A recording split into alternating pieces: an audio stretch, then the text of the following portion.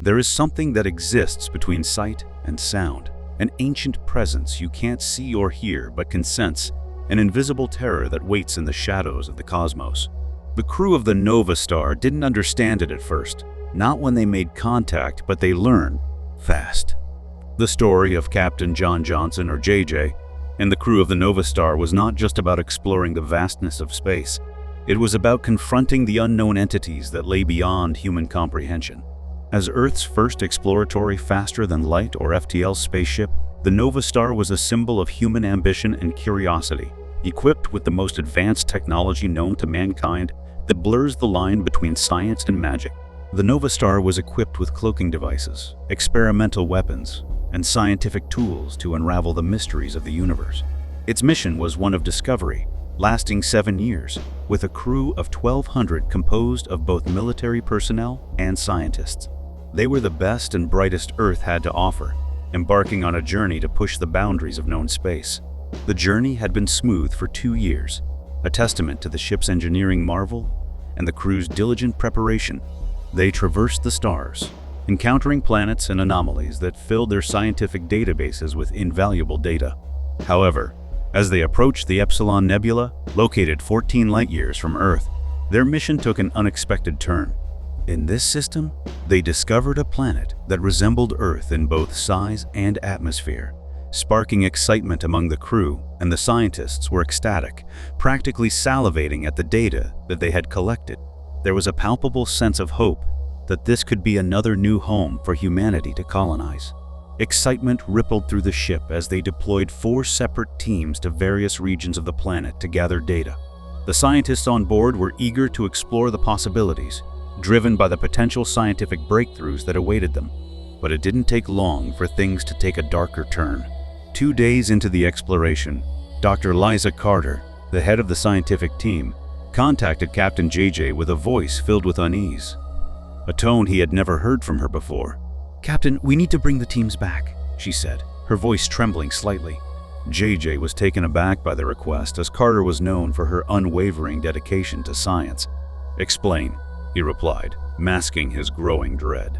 "We can't describe it," she said, her voice barely above a whisper. "Everyone feels it. There's something down here, something we can't see or hear, but it's there, and it's watching us." This feeling of unease was not limited to the scientists. Even the military personnel, seasoned veterans accustomed to high-stress environments, began requesting immediate extraction. Recognizing the gravity of the situation, JJ promptly gave the order for their retrieval. Once the teams were safely back on the ship, they were placed in quarantine and examined by the ship's medical personnel, which revealed disturbing details. The crew members were visibly shaken, each recounting a similar feeling of being hunted by an ancient and powerful force. This fear was instinctual, a primal terror that bypassed rational thought. The head of the medical teams, Dr. Carter, presented data showing elevated levels of adrenaline, indicative of extreme fight or flight responses. Yet, none of them could pinpoint what they were afraid of. But each and every one of them, including the hardened military personnel, all chose flight over fight. The big question was, what were they running from? Commander Raoul Grayson, JJ's second-in-command and a man known for his composed demeanor, sat in the meeting room with the officers and scientists, his hands nervously fidgeting with a coffee mug. "I was on that planet, and I felt fear, the kind that can turn your bones and muscles to jelly," he muttered, echoing the feelings of everyone that went planet-side. "We need more than feelings," JJ said resolutely. He stared at each person that was in the room with him, and after a momentary pause, he said, "We're going back down, but this time, I'm coming with you." The next day, a new away team, clad in state-of-the-art battlesuits, equipped with force fields and advanced life support systems, was prepared to return to the planet's surface. This time, they were determined to confront the unknown force that had instilled such terror in the previous teams. As the shuttle descended, tension hung heavily in the air. You could hear the shallow breathing of the men and women in the shuttlecraft. The suit's monitors registered elevated heart rates among the crew, the conflict between fear and courage evident in each member.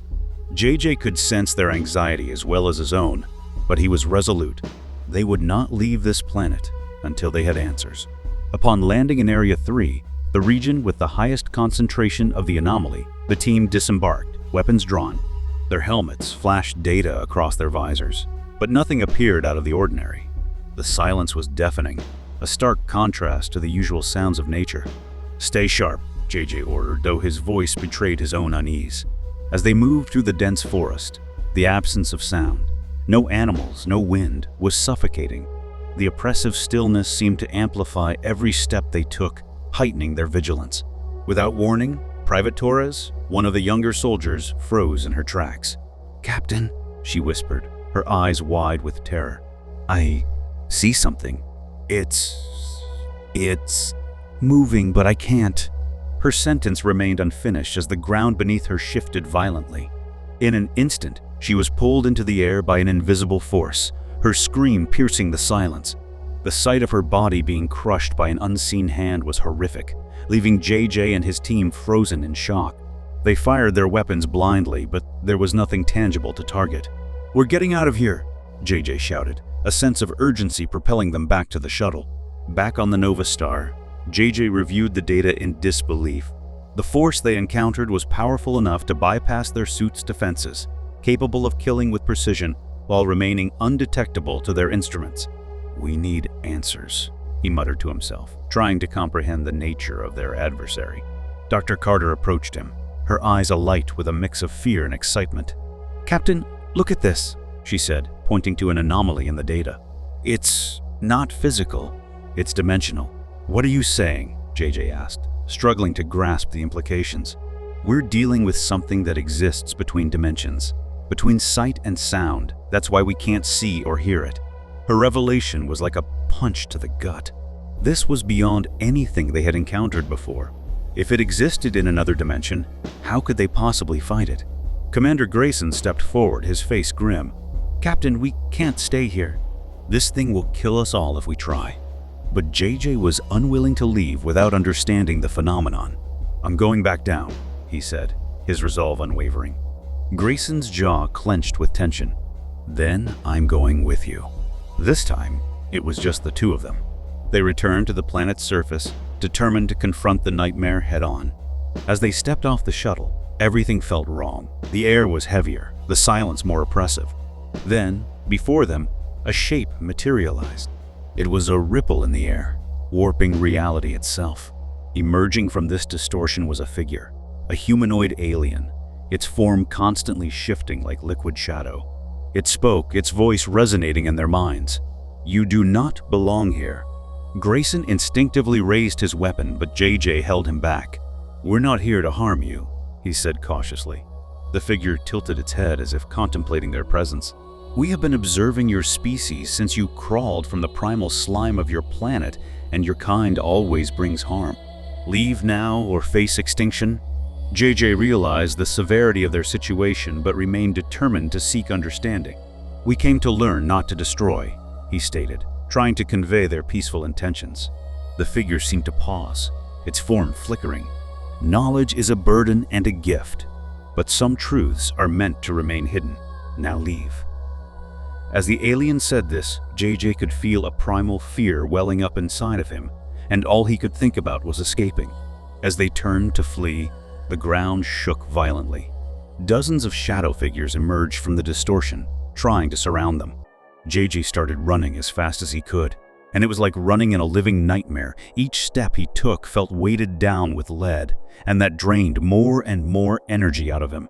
JJ's body was now flooded with adrenaline, which was caused by fear, and this fear propelled him forward. In a fog of primal dread, he finally made it to the shuttle, and entering through the door, he lunged forward towards the controls and slammed his fist down on the auto-return button. The last thing JJ remembered before everything went dark was Grayson's scream of terror. JJ awoke in the medbay aboard the Nova Star, disoriented and in pain. The ship was in chaos, alarms blaring and sounds of battle were everywhere as the crew scrambled to defend themselves and their ship. Dr. Carter stood over him, her expression one of horror and urgency.